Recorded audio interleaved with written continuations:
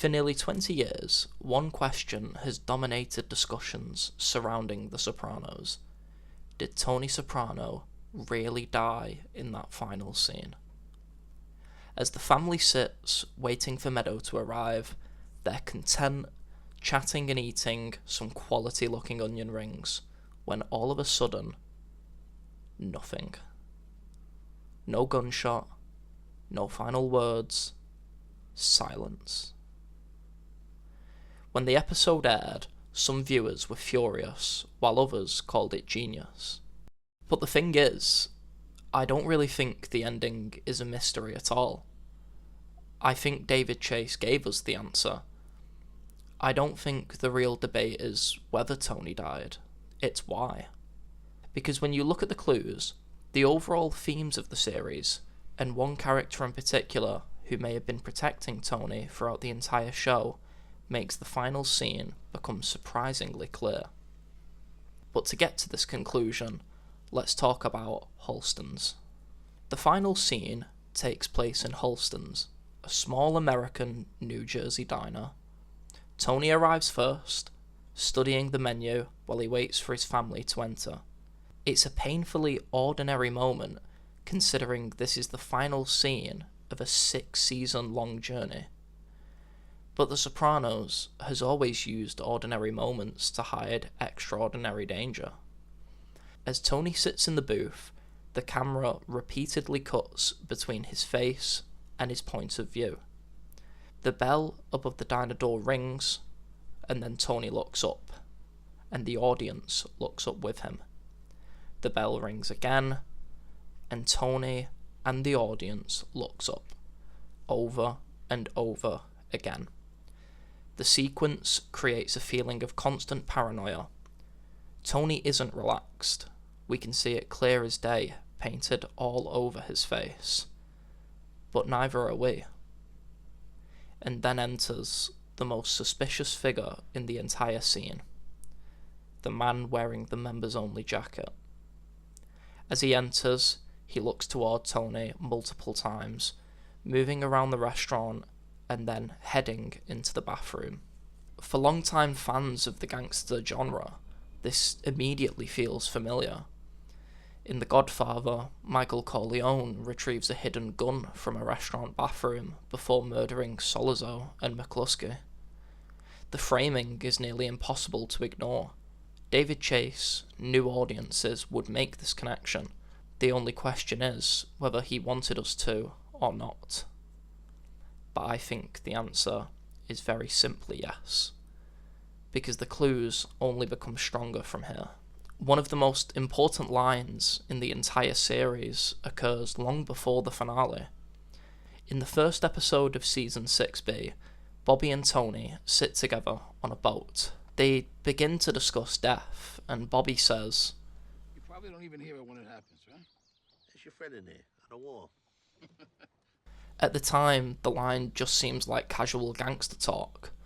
By the finale, it feels eerie. Think about what happens to Bobby himself. He isn't given a heroic death. There's no grand final stand. He's simply killed in broad daylight.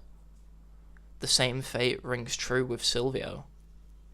The Sopranos has constantly rejected Hollywood ideas about death. People in this show don't die in slow motion. They don't get meaningful final words. Life just stops. The series has been teaching us this lesson from the very beginning. Jackie Aprile, the first major death in the series, is to a battle with cancer. Informants disappear unexpectedly. Mobsters are murdered in parking lots. In The Sopranos, death arrives without warning. The arbitrary nature of death is one of the central themes of the show, which means Tony was never going to receive a cinematic ending. The boss of New Jersey wasn't going to go out like Michael Corleone. He was going to go out like everybody else, without ceremony and without warning. But there's another theme running throughout the final season: decline. Not just Tony's morality declining, but the decline of an entire culture. Throughout the series, Tony constantly romanticizes the past. His old neighborhood, the old rules of the mob, the world his father inhabited. But by season 6, this world is disappearing. Little Italy is nothing more than a tourist attraction. Most of the old gangsters are either dead or imprisoned. Even the FBI has shifted its priorities from organised crime to terrorism. The war on organised crime is just no longer America's concern. The future belongs to something else now. The most heartbreaking moment comes when Tony visits Junior. Tony asks him about This thing of ours. the life they dedicated themselves to, the organisation that shaped everything, and Junior barely remembers it. Partially because of dementia, but symbolically because it doesn't matter anymore. The thing Tony devoted his life to is already gone. The Empire is dead before he is. And that brings us to one final layer. The death of the gangster genre itself. The Sopranos didn't just revolutionise television, it arrived at the end of an era. For decades, gangsters' stories dominated American cinema. The Godfather, Goodfellas, Casino, and my personal favourite, Once Upon a Time in America. But by the 2000s, audiences were changing. Pop culture as a whole had changed. Even inside The Sopranos itself, we see the shift through Christopher's movie Cleaver. The future isn't prestigious mob cinema anymore. It's something else entirely. Which makes the finale feel incredibly deliberate. Think about the comparison. One of the most famous murders in film history occurs when Michael Corleone walks out of a restaurant bathroom and shoots Sollozzo. And in the final moments of The Sopranos, a suspicious man we've never even met potentially murders Tony. The peak and the end of the gangster genre mirror each other. But there's a crucial difference. While Michael's murder takes place in a romanticised Italian restaurant, Tony's takes place in an American family diner with onion rings on the table, Journey playing in the background. America has changed, and the mythology is gone. The glitz and glamour of the gangster is dead. Now let's talk about what I find to be the most fascinating aspect of the finale. Meadow Soprano.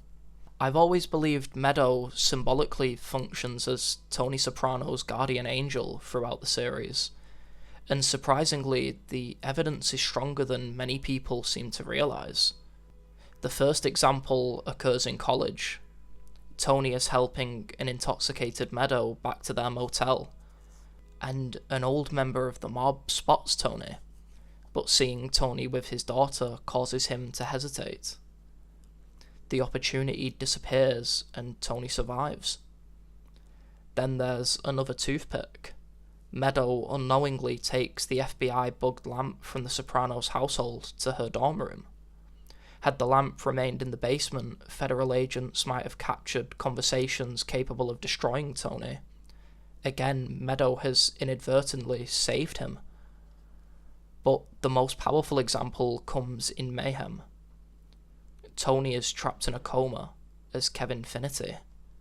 He's standing at the threshold between life and death. He's ready to cross over when he hears a young girl's voice begging him not to go. What is that? Briefcases aren't allowed. Oh, the voice. Please, let me take that from you. Looks like it weighs a ton. I don't want to. Well, you need to. You need to let go.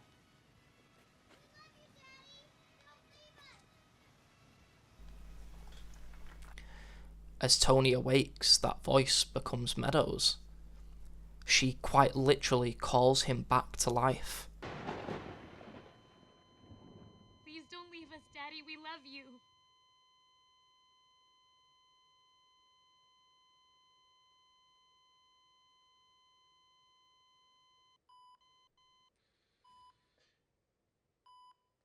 Dad? His eyes are open. Daddy, look at me right here. All right, normal sinus rhythm. Pulse and pressure? Good. Oh my God, thank God. Hang an amiodarone drip and send off a set of electrolytes. Now. Dad, look. Here you are. 3 key moments that have saved Tony's life in one way or another. Which brings us back to Holsten's. Where is Meadow? She's outside, trying to parallel park, over and over again. For the first time in The Sopranos, Meadow can't get there to save Tony in time. Many viewers believe Meadow was meant to sit beside Tony in the booth. AJ and Carmela are seated opposite to him. The only seat that remains is next to Tony. If Meadow arrives earlier, she occupies that seat. If she occupies that seat, she potentially blocks the line of fire from the members-only man emerging from the bathroom. For years, Meadow unknowingly protects her father, and in the final scene, fate finally outruns her.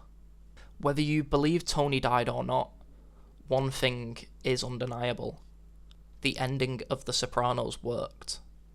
We're still talking about it, still analysing it, years later. And that's because David Chase created something larger than an ambiguous plot twist. He created an ending that embodies everything The Sopranos was about. The randomness of death, the decline of culture, the end of an era. Tony Soprano doesn't receive a glorious farewell because The Sopranos never believed in glorious farewells.